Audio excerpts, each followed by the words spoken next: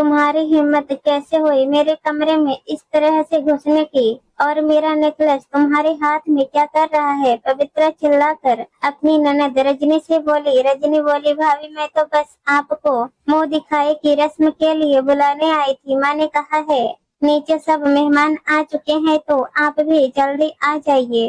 और आपका यह नेकलेस बाहर नीचे पड़ा था जो मैंने नीचे से अभी उठाया। पवित्रा बोली, हाँ हाँ ठीक है, लाओ दो मुझे।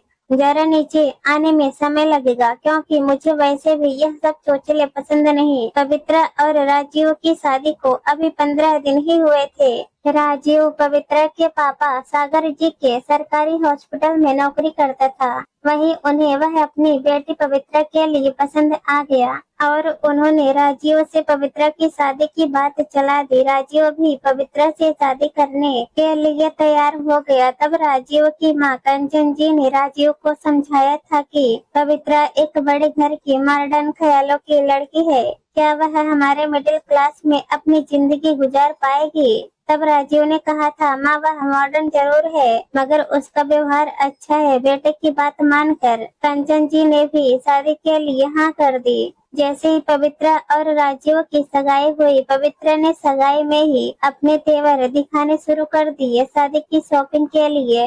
जब कंचन जी ने पवित्रा को अपने साथ चलने को कहा तो पवित्रा बोली, आंटी जी मेरी पसंद बहुत भारी है और आप लोग मुझे 20-30 हजार रुपए का लहंगा पसंद करवाएंगे मगर मुझे तो लाख रुपए तक लहंगा लेना है, इसलिए बेहतर होगा मैं अपनी सहेली को ले जाकर अपने लिए लहंगा ले आऊं। तब कंचन जी और रजनी को बहुत बुरा लगा। अब यह हर बार का हो गया था। पवित्रा हर बार अपने पैसों का घमंड अपनी सास और ननद को दिखाती और हर बात पर उनका अपमान करती रहती।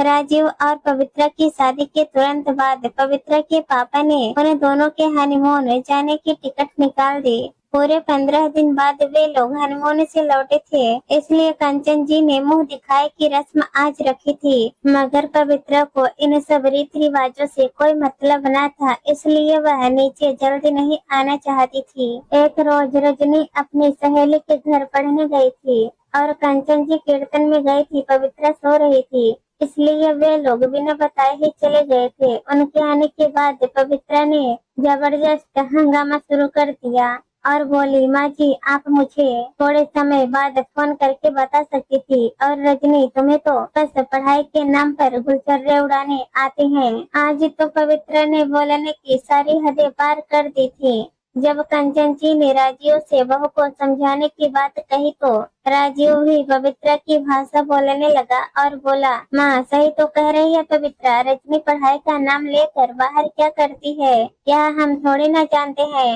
और आप भजन कीर्तन कम कर घर पर ही ध्यान दीजिए। बेटे के मुंह से ऐसे कड़वे शब्द सुनकर कंचन जी और रजनी की आंखों में आंसू आ गए। तब कंचन जी ने रजनी को अपने से दूर हॉस्टल में रहकर पढ़ने के लिए भेजने का दृढ़ निश्चय किया क्योंकि अब रोज घर में पवित्रा किसी न किसी बात को लेकर किच किच करती रहती। रजनी को बाहर भेजने का फैसला सुनकर पवित्रा बोली, माँ जी हम लोगों से रजनी की पढ़ाई या हॉस्टल में रहने की फीस का खर्चा भरने की उम्मीद मत कीजिएगा। रजनी बोली, भाभी आप चिंता मत कीजिए, मुझे 90% स्कॉलरशिप मिली है इसलिए मेरा खर्चा वहाँ माफ कर दिया गया है। कंचन जी पवित्रा के कड़वे शब्द सुनकर बोली, इतना अच्छा नहीं है, वक्त बदलते देर नहीं लगती।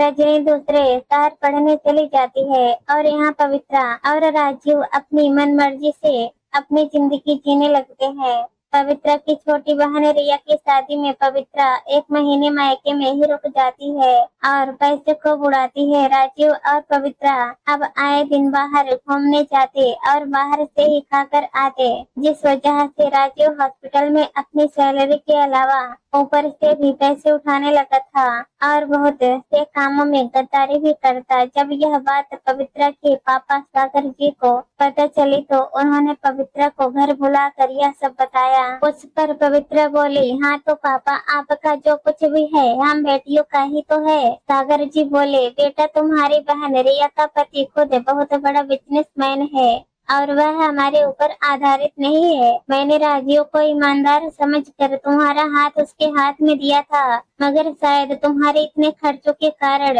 राजीव भी अब गद्दारी करने लगा है। अगर वह ऐसा ही करता रहा तो मुझे उसे नौकरी से निकालना होगा। पवित्रा बोली, पापा आप यह मत बोलिए कि मैं भी जमीन जायदाद के लिए आप पर केस कर सकती हूँ। राजीव और पवित्रा अपनी हरकतों से बाज नहीं आए, जिस वजह से सागर जी ने राजीव को नौकरी से निकाल दिया और पवित्रा को धमकी दी कि वे चाहे तो राजीव पर गद्दारी करने का केस कर सकते हैं, मगर दामाद के ऊपर केस करना उन्हें शोभा नहीं देता, इसलिए छोड़ रहे हैं। यहाँ राजीव और पवित्रा एक दूसरे से झगड़ने लगते हैं और जो कुछ भी हुआ उसका इल्जाम एक दूसरे पर लगाने लगते हैं। वहीं दूसरी ओर रजनी अपनी परीक्षा में पास हो जाती है और उसे पुलिस अधिकारी में नौकरी मिल जाती है। यह सुनकर पवित्रा और राजीव प्लान करते हैं कि अब उन्हें रजनी को अपने पक्ष में लेना है, क्योंकि वह उनके आगे काम आ सकती है। पवित्रा आज 2 साल बाद अपनी सास से मीठी बातें करती है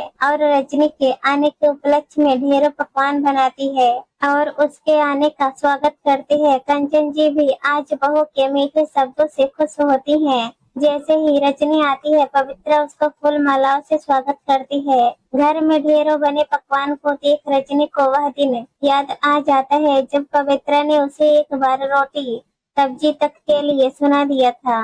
रजनी बोलती है, माँ चलो मैं तुम्हें लेने आई हूँ। पवित्रा बोली, रजनी तुम हम सभी को कहीं घुमाने ले जा रही हो क्या? चलो हम भी चलते हैं। कहकर वह बाहर रजनी की गाड़ी के पास आकर खड़ी हो जाती है। रजनी बोली, भाभी पुलिस अधिकारी की गाड़ी में बैठने की आपकी औकात नहीं है। राजीव बोला, यह कैसी बातें कर रही हो रजनी, क्या हमने तुम्हें यही संस्कार दिए हैं? रजनी बोली, मैं तो बस आप दोनों की भाषा बोल रही हूँ भैया। कंचन जी बोली, मैंने कहा था ना बहू, वक्त बदलते देर नहीं लगती। रजनी अपनी माँ को गाड़ी में बिठाकर अपने नए घर लेकर चली जाती है और राजीव और पवित्रा एक दूसरे का मुंह देखते रह जाते हैं।